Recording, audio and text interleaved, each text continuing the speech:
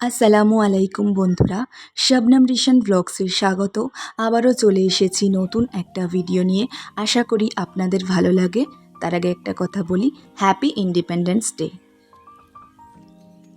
আজ 15ই আগস্ট, অর্থাৎ আমাদের দেশের স্বাধীনতা দিবস।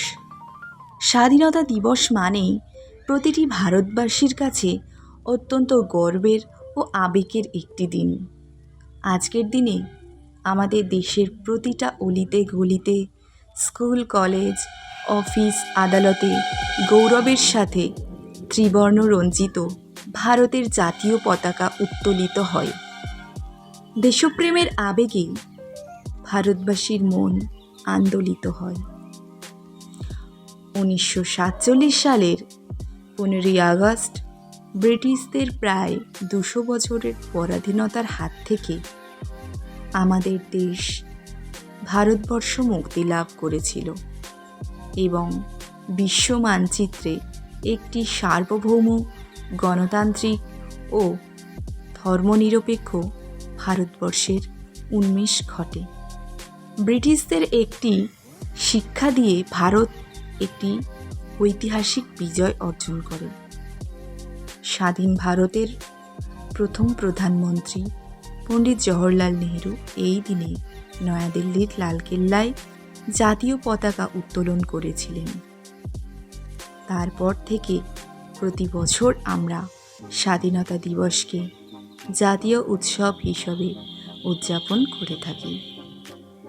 এই দিনটি সমগ্র ভারত জুড়ে অনেক আনন্দের সাথে উদযাপন করা হয়।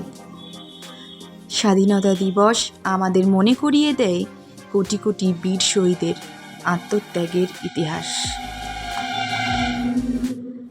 আমি আমার বক্তৃতা এখানেই শেষ করব জাতীয় সঙ্গীতের মাধ্যমে। जनगण मन अधिनायक जय हे भारत भाग्य विधाता। पंजाब सिंधु गुजरात मराठा द्राविड़ उत्कल वंग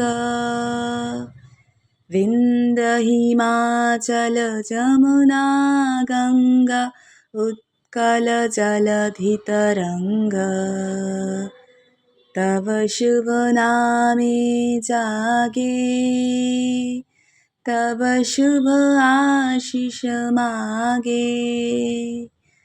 गाहे तब जय गाथा जनगण मंगलदायक जय हे भारत भाग्य विधाता।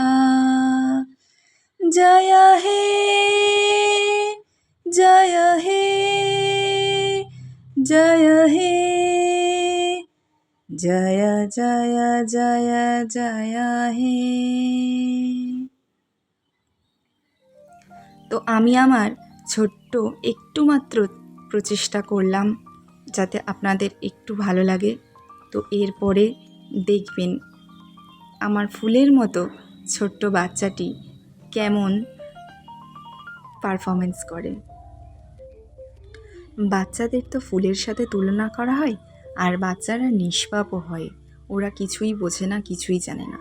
আমার এই 1.5 বছরের বাচ্চা, ও এখনও কিছুই বোঝে না, কিছুই জানে না যে ওকে আমি হাতে ধরিয়ে শেখাবো।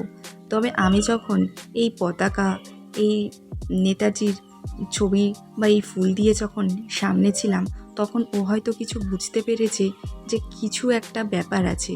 কারণ ওর তো একটু হলেও কি বলবো, সব কিছু আস্তে আস্তে বোঝার সেইভাবে পারে না, তবে একটু হলেও কিছু বুঝতে পারে যে এটা একটা নতুনত্ব জিনিস। তো দেখতে থাকুন যে কেমন ও এই মুহূর্তটাকে উপভোগ করছে। মুক্তির মন্দির সোপানো তলে কত প্রাণ হলো বলিদান, লেখা আছে অশ্রু জলে। ভক্তির মন্দির সোপান তলে কত প্রাণ হলো বলিদান, লেখা আছে অশ্রু জলে। কত বিপ্লবী বন্ধু রক্তে রাঙা, বন্দিশালার ওই শিকল ভাঙা। কত বিপ্লবী বন্ধু রক্তে রাঙা, বন্দিশালার ওই শিকল ভাঙা। তারা কি ফিরিবে আজ, তারা কি ফিরিবে আজ এই সুপ্রভাতে? কত তরুণ অরুণ গেছে অশ্রু জলে, মুক্তির মন্দির সোপান তলে কত প্রাণ হলো বলিদান, লেখা আছে অশ্রু জলে। তো আবারও বলছি, মানে যদি কোনো ভুল ত্রুটি হয়ে থাকে তার জন্য ক্ষমা চেয়ে নিচ্ছি, ভুল ত্রুটি মার্জনীয়। তো যাই হোক, ওই পর্যন্ত ছিল আমাদের ইন্ডিপেন্ডেন্স ডে সেলিব্রেট। এখন দেখো রিশান ক্লান্ত হয়ে ঘুমিয়ে পড়েছে।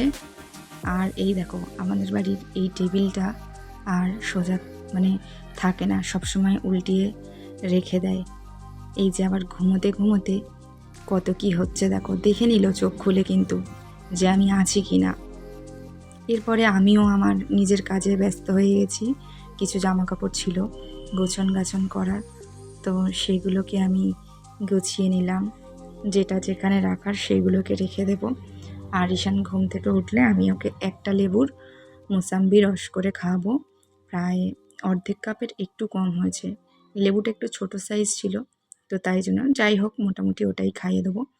এরপরে আমি গোসল টোসল করে ছাদে চলে এসেছিলাম, জামা কাপড় ছিল কিছু, তো সেগুলোকে মেলতে। আর আকাশের ওয়েদারও বেশ ঠিকঠাকই ছিল মোটামুটি আজকে। এরপরে নিচে যাব, গিয়ে খাওয়া দাওয়া করে নেব। তো খাওয়া দাওয়া ঘুম সব কিছুই কমপ্লিট হয়ে গেছে। আর ঈশান ও দাদিমার সাথে একটু বাইরে বেড়াতে গেছে, আর আমি ছাদে চলে এসেছি। আর দেখো সূর্যটা কত সুন্দর লাগছিল। আর আরেকটা জিনিস তোমাদেরকে দেখাই, যে এই যে গাছটা দেখতে পাচ্ছ, আবারও এই গাছে বেশ কিছু পাখি, বেশ কিছু বলাটা ভুল হবে আমার, অনেক পাখি এসে দেখো তোমরা এইটুকু টাইমের মধ্যে কত পাখি এসে, শালিক পাখি সম্ভবত এসে বসছে দেখো। তো যাই হোক, মোটামুটি আজকের দিনটা আমরা এইভাবেই সেলিব্রেট করলাম। তো ভিডিওটা যদি ভালো লেগে থাকে তাহলে অবশ্যই লাইক কমেন্ট শেয়ার করবে, সাবস্ক্রাইব করবে, পাশে থাকবে। টাটা বন্ধুরা, ভালো থেকো সবাই।